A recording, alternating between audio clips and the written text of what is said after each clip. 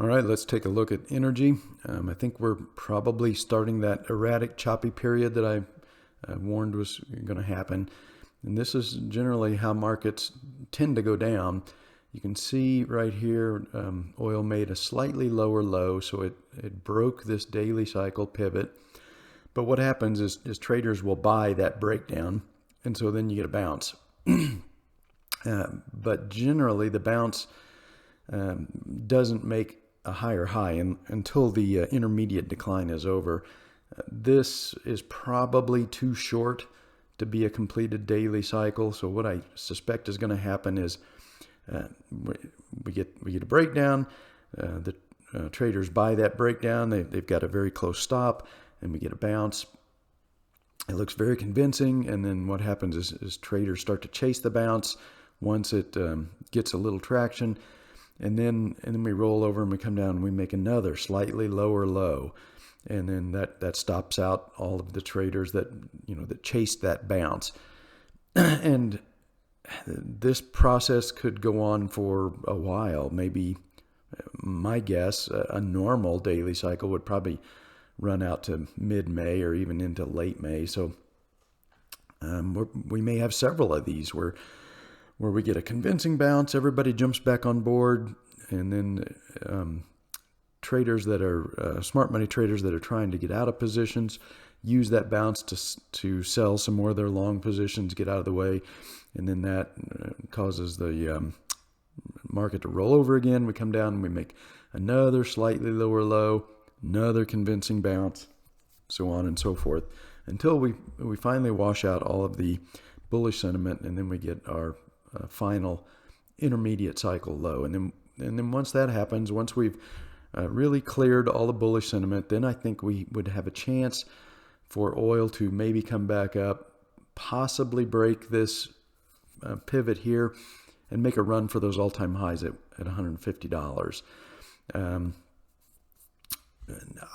going to say not great odds of that, though, because this kind of a parabolic type move is generally an ending move. So it is possible that this is the 3-year cycle top right here, and that the next intermediate rally is not going to move above that. But right now, I think the odds maybe are a little bit better that we will get a run to 150 during the next intermediate cycle. But right now, I think we're probably transitioning into that difficult, choppy phase where we get these very convincing rallies. People pile back in because they're afraid of missing another run up, and then they end up being just a little bit too early, and we roll over, come back down, make another slightly lower low, and on and on. Where we really are dangerous, I think, is the energy stocks.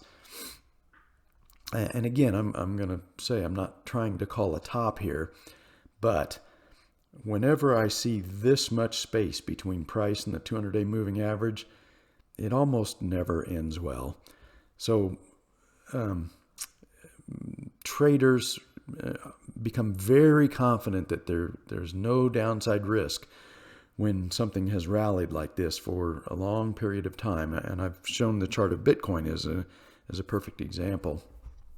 So for most retail, emotionally driven traders, this kind of look appears very bullish to them.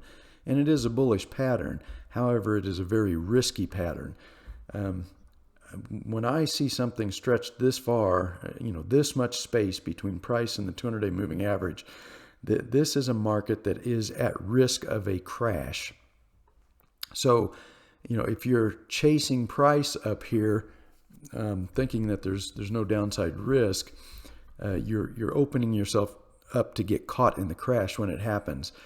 The problem is that nobody can predict when that top is going to come, and when the crash could unfold. So price can look bullish today. It can look even more bullish tomorrow if we get a breakout, and maybe we get a little follow through for a day or two. It looks really, really bullish, and you're really happy that you're long and you're on board. And then we get a stealth top, and you don't recognize it. And then we get a pullback, and it just appears that the pullback is the same as all of these other pullbacks that have been recovered and go on to make higher highs. But the problem is, one of those pullbacks is not a pullback to buy. It's a warning bell, so to speak, that you need to get out of the way. And but the problem is that this pattern has locked you into a bullish mentality, and you can't foresee any scenario where the market can go down and correct.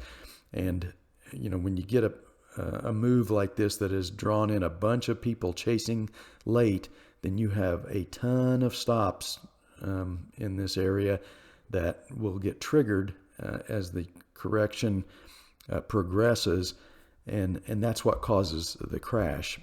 Has nothing to do with fundamentals. It just has to do with the pattern going up. Too many people chasing too late in a very strong trending move, and then those people, their stops get hit on the way down, and it's a cascade of stops that causes the crash.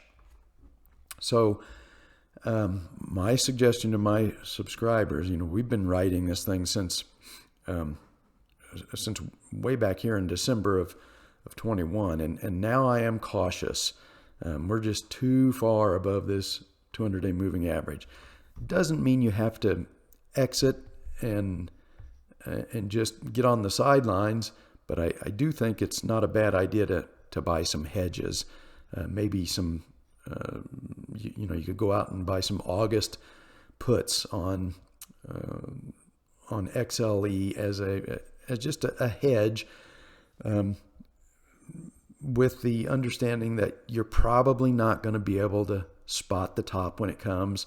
And then if you do get caught in the crash, at least those hedges will blunt some of the pain of losing a big chunk of the gains that you made during this run up. And it's not inconceivable that XLE could come all the way back down and test this support zone here. And I'm going to say it is going to come back down and test this support zone when this parabolic structure does start to correct. So a lot of downside risk right here.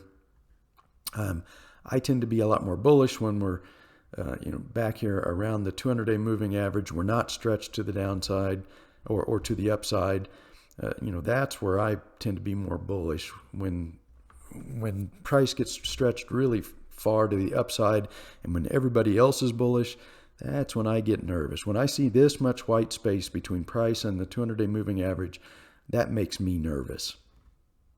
Fundamentals notwithstanding, I know that this is an emotionally driven market. I know there's a lot of people that have been chasing, and that means there's a lot of stops in here, so that once the correction starts, you got like I said, a cascade of stops that can cause a crash. So anytime I see price stretched like this, it starts flashing warning bells that a crash could occur, and so I get nervous. I am not,